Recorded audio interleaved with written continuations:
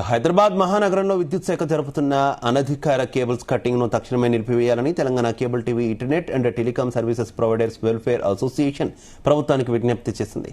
Somajiguda press club లో ఏర్పాటు చేసిన విలేకరుల సమావేశంలో అసోసియేషన్ అధ్యక్షుడు జితేందర్ మాట్లాడారు. విచక్షణారహితంగా విద్యుత్ శాఖ కేబుల్స్ తొలగించడం వల్ల సాధారణ పౌరులతో పాటు వ్యాపారులు, ఉద్యోగులు ఇబ్బందులు ఎదుర్కోవాల్సిన పరిస్థితి తలెత్తిందన్నారు.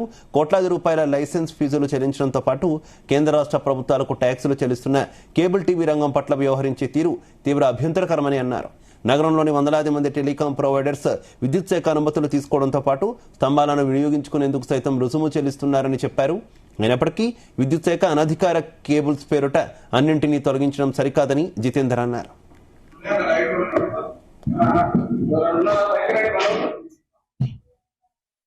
మరి ఈరోజు ఇక్కడ ఈ ప్రెస్ మీట్ పెట్టడానికి కారణం ఏంటంటే, రాష్ట్రంలో cable TV, internet, telecom services కొంత ఇబ్బందికరంగా మారుతుంది. గత 2 నెలల నుంచి ఈ కేబుల్స్ కటింగ్ వల్ల ప్రజలకు, వ్యాపారస్తులకు, సంస్థలకు,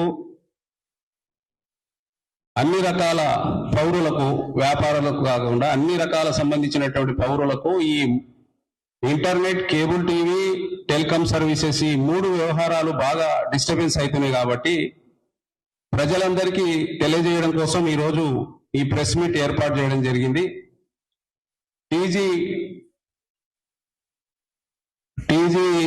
ఎస్పీడీసీఎల్ పవర్ కు సంబంధించినటువంటి సంస్థ గడిచిన 30 సంవత్సరాలు